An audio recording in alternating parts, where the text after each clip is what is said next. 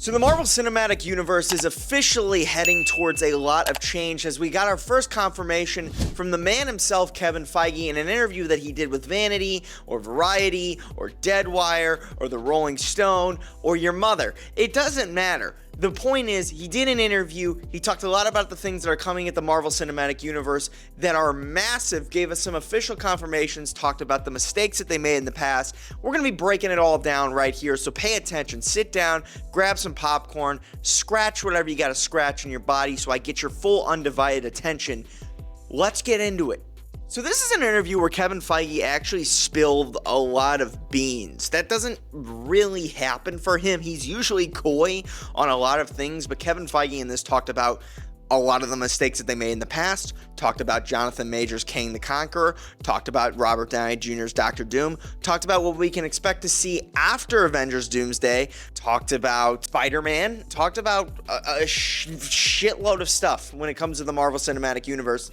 I guess I can kind of take things in a chronological order, go from the past to the present so we can kind of expect in the future. But basically what Kevin Feige said regarding the past as the events took place after Avengers Endgame is that the Marvel Cinematic Universe went into an area of experimentation. It's no secret the last few years of the MCU have been met with mostly, I guess, downs instead of ups as they introduced all these new shows and these new movies and things not going as well in the box office as they did in years past, and honestly, like them starting to introduce Jonathan Majors' Kang into it before pivoting on the flip of a dime. But Kevin Feige said that if you don't have success, or if you have success, what is the point without experimenting with it? And that's what the Marvel Cinematic Universe started to do. And not only that, there was more push from the executives. We all could have kind of figured that this was the case, to put out more quantity than quality. And Kevin Feige said that they're finally getting out of this, thank God. It's interesting to hear the producer of Marvel actually come out and say this, that the executives were pushing them to make as much content as humanly possible and that they were stretched very thin. I didn't expect him to say this. Executives coming out and saying that we made mistakes is that this does not happen ever. There were a shitload of movies that came out that didn't mean anything and that were pretty useless, and that the team at Marvel were stretched incredibly thin. Characters' introductions weren't nearly as important as they could have been. Stories weren't fleshed out as much as they should have. And that's why you started to see a lot of things start to go to shit. And I'm glad that they're finally acknowledging that and moving to a different direction beyond that. Now, the other thing regarding the past that I also wanted to touch on was Kevin Feige's comments when it talks about Kang the Conqueror and their pivot from Jonathan Majors over back to Robert Downey Jr.'s Doctor Doom. This is one thing in the interview that I really do not agree with in any way, his assessment, and I don't believe he's actually telling the truth here. Kevin basically said in his interview, whenever looking for their next pursuit of the next big Thanos, whenever they were trying to flesh out Kang the Conqueror, they realized that Kang is not that Thanos level threat, which led to the decision to wanting to shift to Robert Downey Jr.'s Doctor Doom, and he even said this is something that they discussed with Robert before they ever even officially decided to move away from Kang. I think the assessment that Kang is not as big as Thanos is that's partly true. Thanos is one of the biggest villains in Marvel history, but the error was not the character, it was how you wrote him. The Loki TV show did a very good job building up Kang the Conqueror, but his first appearance on screen in the movies was him getting his ass kicked by Ant-Man. No shit, of course that's gonna fuck up his momentum. Why would you think that that wouldn't screw the pooch completely? Sure, Jonathan Majors' private life, I'm sure, has escalated the events of wanting to move away from Kang the Conqueror in some capacity, but if the character was written well, there was a far better chance that they were just going to recast him. Kang is a multiversal level threat and a multiversal character. It would have been so simple and so easy to write and switch him around with a different actor. Like, Thanos wouldn't show up in an Ant-Man movie and lose to Ant-Man. That just does not happen. You can't build up a big bad in his first major appearance is he loses his fight against a character that is not one of the main or biggest or strongest Avengers. You really can't have him lose at all. That's ridiculous. The assessment of Kang is not as big as Thanos, and that's why we moved away from him.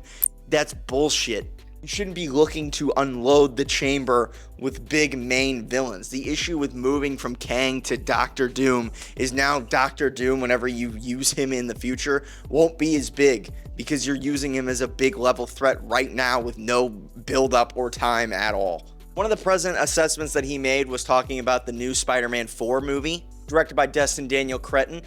He said that Destin has a lot of different comic panels and covers that he is looking to reestablish or showcase in the movie. I think that that's really cool. He also said that Spider-Man 4 is going to be more of a grounded film. Thank God, that is what we really wanted to hear and see. And that they're also committed to Tom Holland's Spider-Man for a new trilogy. I love that. I'm very happy that they're going to keep Tom Holland around, especially when we get the confirmation that Sony has not allowed Marvel to touch Miles Morales. From what he said, Sony has not allowed Marvel to use Miles Morales until they wrap up Beyond the Spider-Verse, which is supposed to come out in 2027. And honestly, I don't really think you need to introduce Miles right now anyway. I think there's a lot more to do with this Peter Parker character, and I would like to flesh him out. I think, it wouldn't hurt to introduce Miles before he gets the spider bite. You can do that in the next movie or the movie after that. And now the massive news that Kevin Feige has officially confirmed. Secret Wars is going to pose as a reboot for the MCU. I think a lot of people had their theories and their hopes and their ideas that Avengers Secret Wars was absolutely going to be a reboot, but this is going to be a major reboot for the entire cinematic universe. There are going to be recasts of major characters because my guess is that universes are going to collide here and you're going to get a whole new different universe. You're going to get a whole new different cast of characters and actors to play these characters. I'm sure some of the newly introduced ones are still going to be around, like I'm sure Pedro Pascal and Vanessa Kirby and all the Fantastic Four actors will continue to be the Fantastic Four actors. Tom Holland will still be Spider-Man. My hope is Ryan Reynolds will still be Deadpool, but who knows if that's going to be the case. But it seems like they're going to be going in a world where they're going to kind of shift away from the Avengers, and those major characters are going to be recast. Captain America is going to be recast. Iron Man is going to be recast, and we're going to see a world where they're going to start to focus on the X-Men and the mutants and the Fantastic Four more than the Avengers, and I really like that idea. I think it's a good way to kind of visit the other mythos in characters in the Marvel Cinematic Universe. I think it's sad this is going to kind of mark a change and a shift. Things are going to be super new and different. But the truth is that actors get older, and when the actors who play these iconic characters get older, you can't use them. There's so much in the world of comic books, and there's so many more stories to tell with Iron Man and Captain America and the Incredible Hulk, Doctor Strange and the X-Men, and there's just so much more stories to tell, and there's a finite amount of time that an actor has to tell it. So the Marvel Cinematic Universe making a reboot or a soft change or an alternate shift, I think that's probably for the best, and I like that the way that they're going to be doing it with Secret Wars. I'm excited to see what they do. I'm intrigued.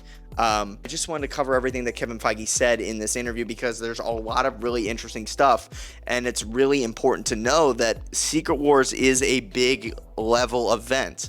This is the end of the MCU as we know it. The linear story that has been told, it's ending. And it's shifting to a whole new point and direction after Secret Wars. But maybe that's the poetic thing where Robert Downey Jr.'s Dr. Doom playing hopefully a variant of Tony Stark, the one who started the MCU. Maybe that's the poetic thing that he's the one who's going to be ending it, or at least putting it in a different direction. I think that's kind of fitting. Anyways, let me know what you thought about the interview, what you hope to see from the MCU in the future. Hopefully you enjoyed this. Leave a comment, let me know, like it, subscribe, and I'll talk to you guys in the next one. Peace, love, adios, and bye-bye.